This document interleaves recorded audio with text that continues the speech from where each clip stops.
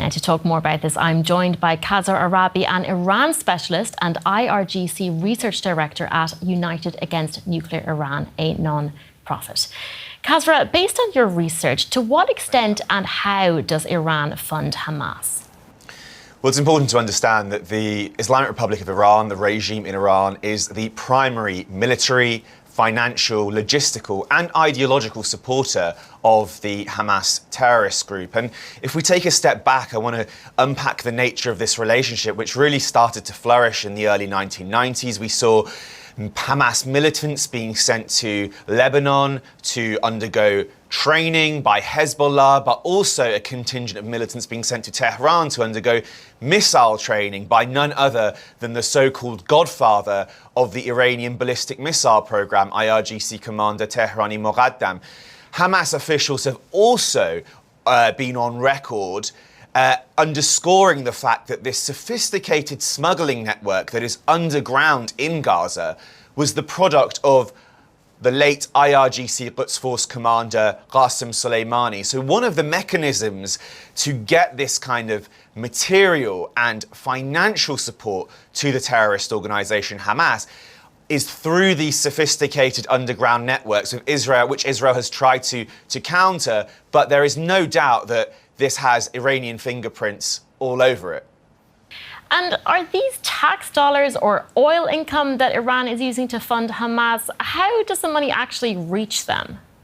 Sure, it's a combination of both. And I think the oil revenue is really important here. Illicit oil revenues since the coming of the Biden administration, the White House, have surged. So we have seen the Iranians be able to export, conservative estimates put it at around 2 million barrels of oil per day. So that's really at levels pre-sanctions. So the US administration hasn't been enforcing sanctions, and the Islamic Republic has been taking advantage of that. And this is consistent, by the way, with the surge in funding that we see for Hamas, as you earlier mentioned. This year, in the past year, we have seen Iranian funding, we have seen funding but via the IRGC increase from around $100 million to $350 million. You put that against the backdrop, by the way, of changes to the IRGC's doctrine, changes to the IRGC's structure, and you can get a clearer picture that clearly indicates that the Islamic Revolutionary Guard Corps, the IRGC, had a hand not only in giving a green light to the recent terrorist attacks, but also playing a role in strategically coordinating these attacks. Now, Kasra, briefly, if you can, what role are cryptocurrencies playing in this movement of money? Yeah, cryptocurrencies have played an important role. Iran is actually a crypto mining hub. So I think the crypto element is important. They have been on record. They have spent a lot of resource, the Iranians, to try and use cryptocurrency as a means to evade international sanctions.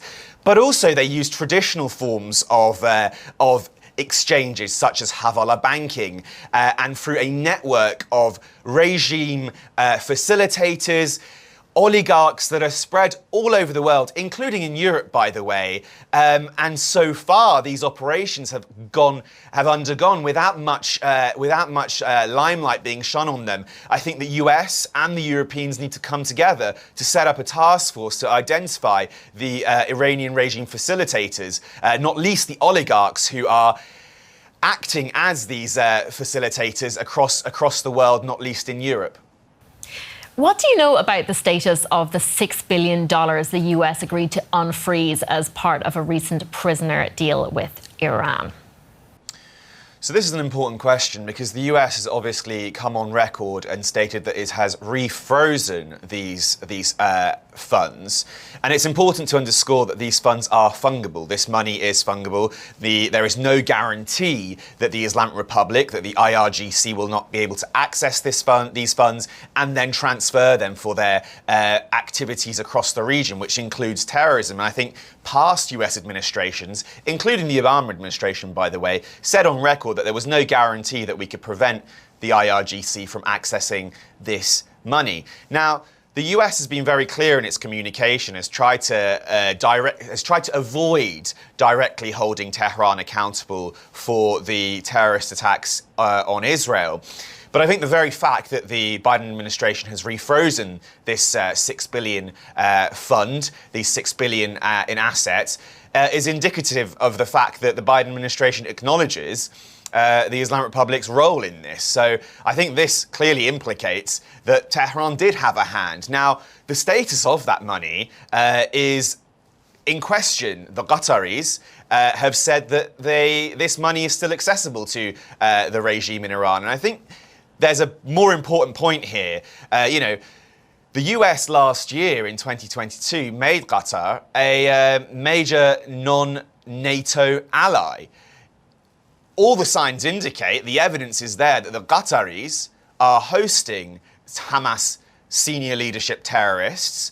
They are supporting the Hamas terrorist organization in a way that is not really that different to the Islamic Republic of Iran. So instead of being designated as a major non-NATO ally, I think the US should designate the Qataris as a state sponsor of terrorism alongside the Islamic Republic of Iran. There is another aspect to this story that I want to address, though, and that is the role that charities play in funding Hamas's terrorist activities. What can you tell me about that?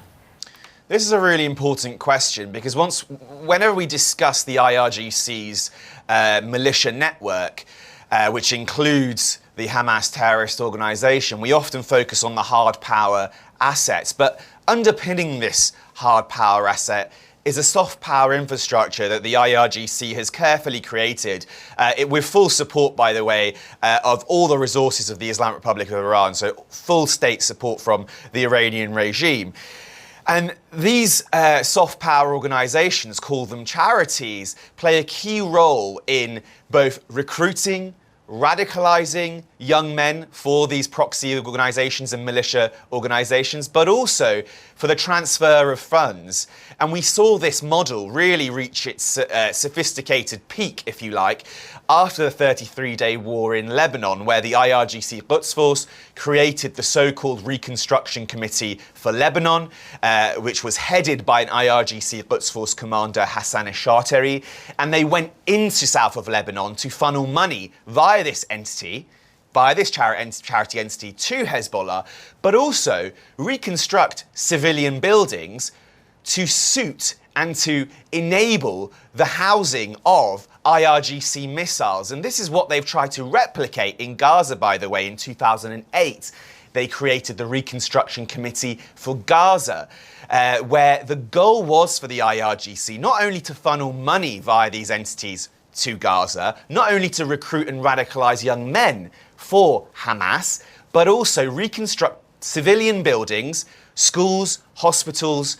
and housing for ordinary civilians, with the objective of housing missiles in those civilian buildings. And we're seeing this today in Gaza right now. This is what we're seeing is a product of this IRGC Quds Force strategy and plan. They've carefully created this plan as it makes it much harder for Israel to identify and strike Hamas positions to minimize civilian casualties. This is all part of the IRGC strategy to use civilians to protect its missiles. And of course, this is an entirely perverse strategy, but it should not be surprising, given that the fact that the IRGC, along with Hamas, are violent Islamist extremist organizations that operate in such a way. Given how much attention this conflict is getting, how much more difficult will it be for Hamas to access funds in the future? Well, this goes back to targeting and imposing consequences on the chief supporters of the Hamas terrorist organization. The West so far, when I say the West, I'm saying the US and its allies, have avoided imposing direct consequences on Tehran. They have avoided imposing consequences on Qatar, which is housing the senior leadership of Hamas. And really, until the US and its allies maintain this strategy, so to avoid imposing consequences on Tehran and Doha, this strategy of escalation will continue. The funds will still reach the hands of the Hamas terrorists. And unfortunately, this period of escalation will continue. This is completely in line with the recent structural changes and doctrinal changes to the IRGC.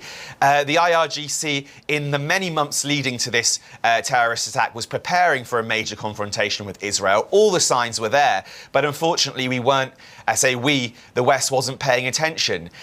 If we really want to change the IRGC's calculus and ability to send funds to the Hamas terrorist organization, the focus should be targeting and imposing real consequences that will be felt in Tehran. So punishing the Islamic Revolutionary Guard Corps for what we are seeing today in Israel. How would that punishment look in concrete terms? Sure, there are numerous ways and numerous tools at the US's disposal, but the first tool should be a concerted push to gain all European allies and other nations in the world to prescribe the IRGC as a terrorist organisation. The IRGC is a violent Islamist extremist organisation that operates no differently to prescribed groups from Hamas to Hezbollah. It has a programme of indoctrination that calls on its members to wage jihad against Jews, Christians and Zoroastrians for, quote, having unacceptable faith. And look at the way it operates. Terrorism, militancy, hostage-taking. It should be prescribed as a terrorist organisation.